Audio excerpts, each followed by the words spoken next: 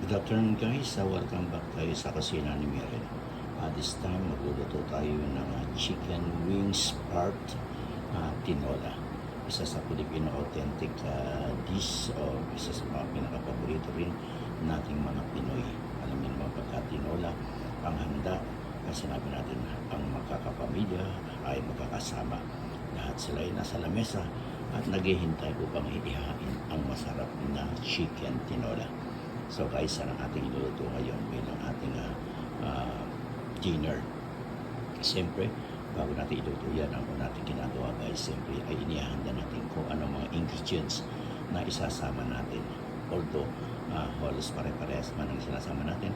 But this time, ay medyo may nadagdag ako ng konti from my previous na pagluluto ng chicken tinola. Nakakita tayo sa wakas ng tinatawag nating papaya. Ayun guys, meron tayong nabili.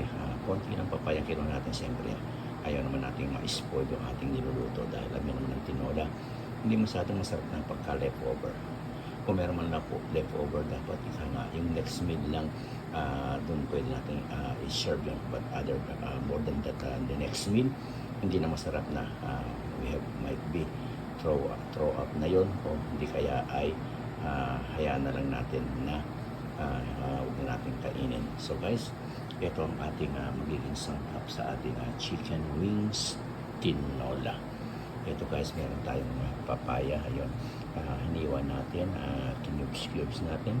Siyempre, mawala yung ating serrano chili. Yan ang ating laging sinasama sa ating pagluluto. Isa sa ating sikreto rito, yung pampasarap ng lasa sa baw. At higit sa lahat, sumasama sa mismong laman ng anumang meat o chicken na ating niluluto. Yung ating tinatawag na serrano chili. Siyempre, pag tayo magigisa, kailangan natin ng sibuyas. Meron din tayong tinatawag na bawang at luya, yung pampalis natin ang lansa. Alam niyo, may mga lugar dito sa ating sa aking kinalalagyan ngayon na they're not using ginger for their kanilang pagigisa o pagluluto, lalong doon sa muscle. Kaya minsan nakatikpa ko, wow, sabi ko, sorry, this not my type. Sayang, napakasarap pa naman ng sabi ko nung yan, isa sa natin paborito. But when I taste it up, walang tinatawag na ginger. So medyo nawalan tayo ng gana. So tayo mga Pinoy, hindi natin ginagawa yun. Basta nagluto tayo ng chicken, fish, or any other tinatawag na mga shells, we usually add or use ginger. Kaya yan ginger, isa sa pinakamahalaga sa pagluluto ng Pinoy. At hindi lang yan guys, alam niyo ang Pilipino napakahilig sa karaoke. Siyempre, mahilig ang Pinoy kumanta. Kahit anong okasyon, lagi silang kumakanta. Kaya lagi silang merong buya sa kanilang bibig upang pataasin nila at pagandahin ang kanilang mga boses. Ayan guys, alamin ng other uses ng ginger. At meron tayong din guys, tinatawag natin spinach. Yung spinach yung dahon natin dito sa ating tinola. At hindi mawala siyempre ating nor o kinor, ang tawag na lang yung cado de pollo, chicken bouillon, at yung ating black pepper. So guys, ang ating mga sangkap na gagamitin. At siyempre di mawala yung ating chicken wings part.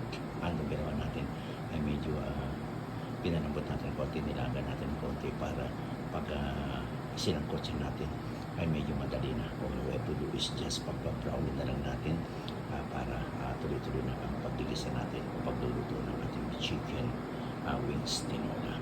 So guys, ito na naman nating mga tinatawag na sangkap. All we have to do is yung ikaw na natin ito guys, saute natin o igisa na natin. Pag inasa natin ito guys, it will not take no more than, I promise you, no more than 7 minutes. Siguradong ito ay ready na para sa isang masagana at masarap na hapunan. So guys, I'll see you there in my kitchen, in my stove. Okay.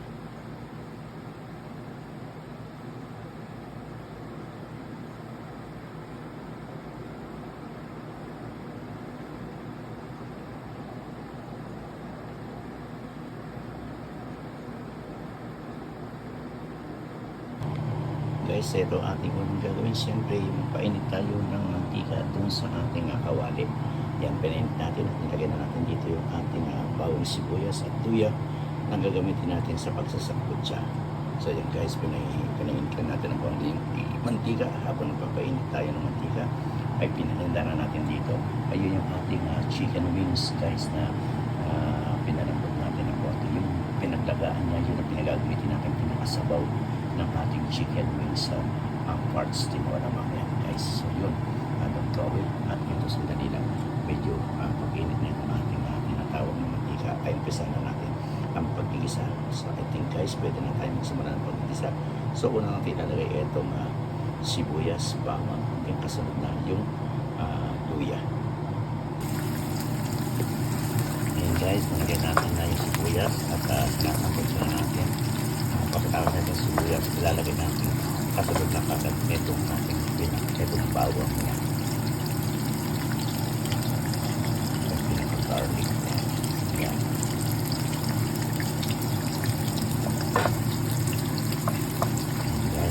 So habang sinasangkot sa natin yan, medyo ibigyan lang natin ng konti.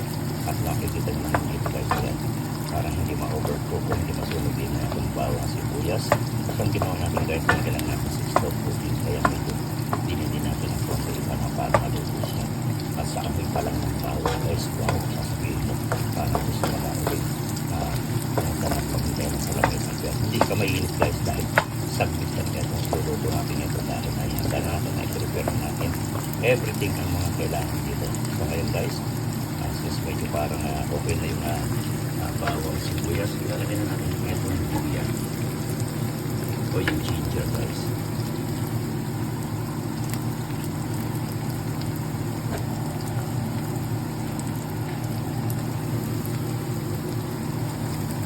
And guys, tulad din ng bawang sibuyas, medyo sasangkot siya natin guys. Iluluto natin, slow cooking din siya para hindi rin masunod yung mga katabi ng tinitsyempuhan natin guys, kasi pagka hindi natin hinahit ang ating temperature ng ating kalan, pag sinupay mo sunod natin yan, sunod na yung mga kasunod, hindi na magpapantay-pantay. Unless ang gagawin mo, iaahon sila at ibabalik mo. So ang gagawin natin, hindi na natin ginagawa yan para wala na dire-diretso na yan. Under this guys, ilalagay na natin yung ating chicken. Pagpa-brown lang natin ng konti at para diretso na ang pag-igisa natin bago natin lagyan ng pinaka-fish sauce guys, yung panlasa natin. Okay, saglit lang guys, ilalagay na natin yung chicken bago natin ilagay yung pinaka-fish sauce guys. Ayan, nilagay na natin yung chicken wings and parts dito sa ating sinasangkot siya. Yan, pinagpa-brown natin. Medyo nagpa-brown na guys. Ang gagawin natin ngayon pagkatapos niya, kailangan lang natin ng pinakalasa na yung patis guys. Kita nyo naman, tama-tama lang yung nilagay natin. Hindi masyadong marami, hindi masyadong konti yung ating chicken na nilagay para sa tulad na sabi ko nga kanina, we don't want yung over masyado ang ating iluto dahil hindi masarap na sinaserve ito second meal. As much as possible, we can consume it from the first meal. Ay tama-tama lang guys, ang lasa yan guys. Makikita nyo. So guys, gagawin natin ngayon, nalagyan natin sa ulit yung pinakapanglasan na yung ating fish sauce or squid fish sauce. Guys, nakalimutan ko pala guys, ayun, nilagay na rin natin yung pinaka-serrano chili niya para kumaganda rin ang lasa niya. At maya-maya dadagdagan natin ng tinatawag ng caldo pollo yun. Kung sakali ang panlasa ay kulang pa para lalo maglasang chicken ang ating tinola. So guys, ang gawin natin ngayon ay tatakpan muna natin ang ating kawalan. Kukupiyarin natin habang niluluto natin yung papaya. At the same time, yung heat niya kung naka-cover guys, siyempre sasama sa mismong niluluto natin sa lahat ng mga nandun. Okay guys, don't go away. And I'll be back guys. I've said I'll be back in 3 minutes. Guys, ayan, luto na yung ating papaya. Nailagay na rin natin yung sili niya at tinikman natin guys. Wow, grabe ang sarap. So ilalagay na lang natin guys itong ating spinach.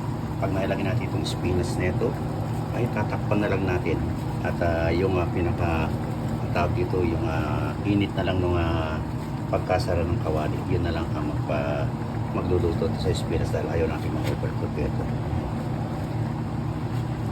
lagay na natin lahat ito guys para hindi wala nang matira spinas. Ayan. So lagay na natin dyan guys para naman lalong ayos ang pagkaluto niya.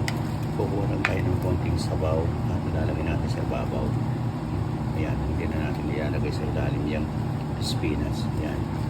Dahil siyempre pinaka-steam niya, yun na magpapalasa sa kanya, pero hindi mong lalasang buo yan dahil masyado marami yung nilagay nating dahon. So ginagawa natin, kaya lalagyan natin ang sabaw at yun mismo pinakasabaw niya. Ayan, makita nyo guys yan.